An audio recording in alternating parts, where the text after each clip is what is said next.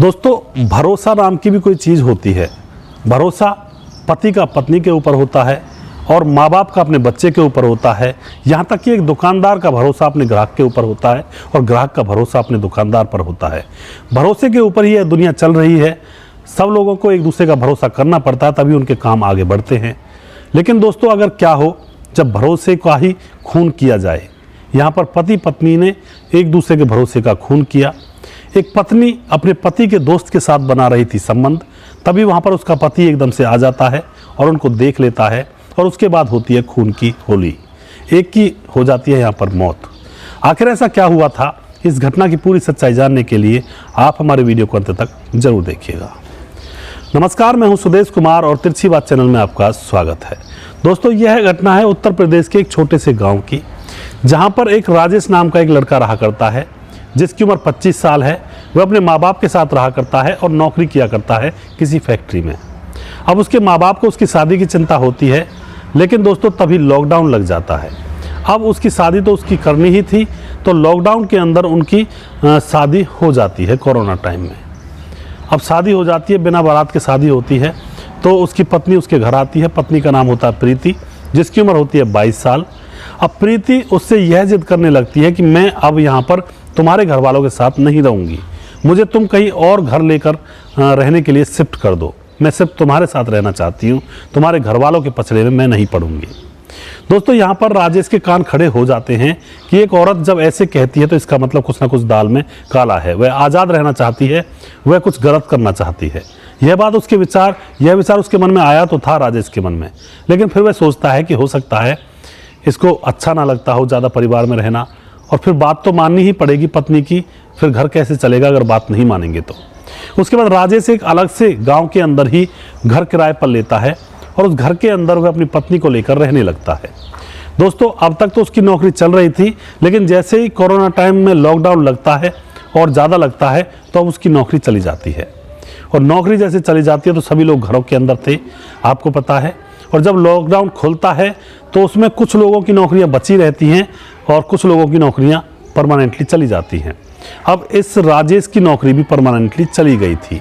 वह परेशान बदहवास इधर उधर घूम रहा होता है। खाने कमाने का कोई साधन नहीं था, घर वालों से अलग हो चुका था। अब तो घर में एक सुई भी आएगी तो राजेश की कमाई से आएगी, क्योंकि वह घर वालों से अलग रहता था।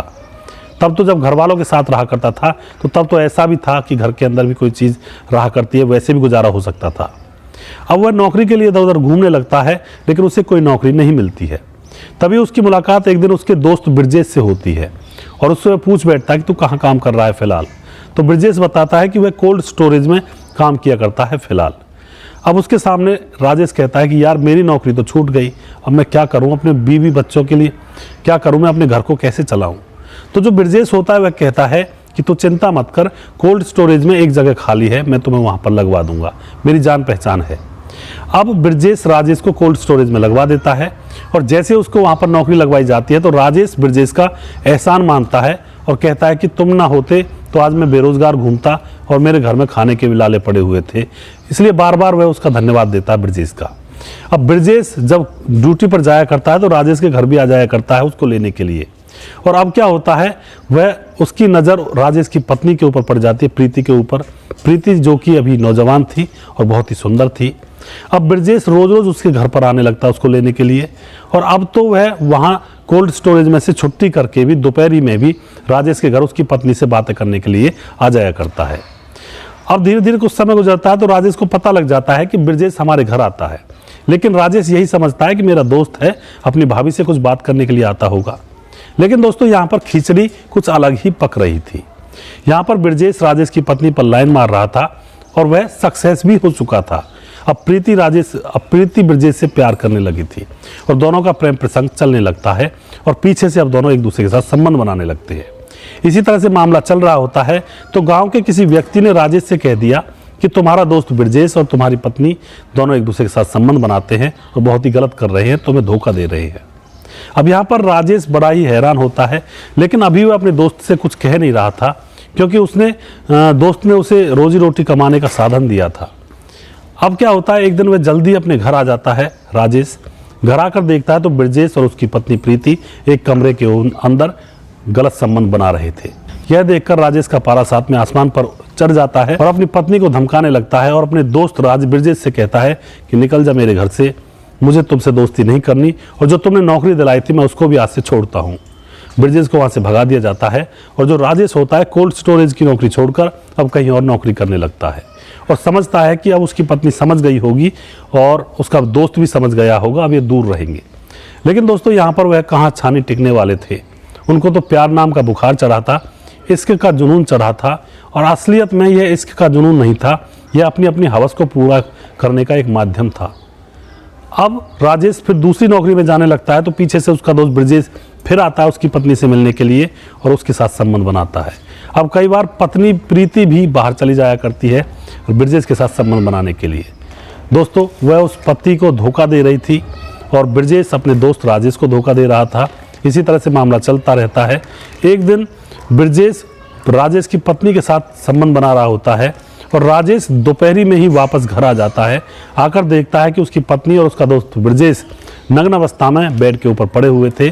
तो वह बहुत ज़ोरों से उनके ऊपर चिल्लाने लगता है और वह फिर ब्रजेश को वहीं पर बंद करके कमरे के अंदर और अपनी पत्नी को बंद करके ब्रजेश के घर जाता है उसके माँ बाप को बुलाने के लिए।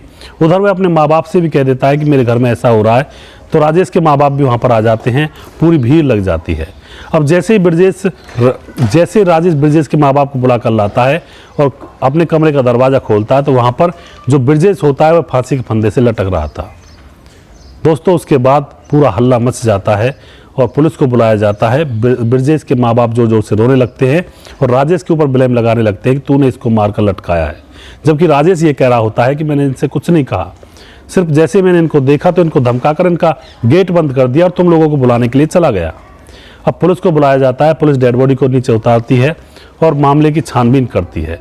तो छानबीन करने के बाद पता चलता है कि ब्रजेश ने अपने आप ही शर्म से अपनी जान दी थी।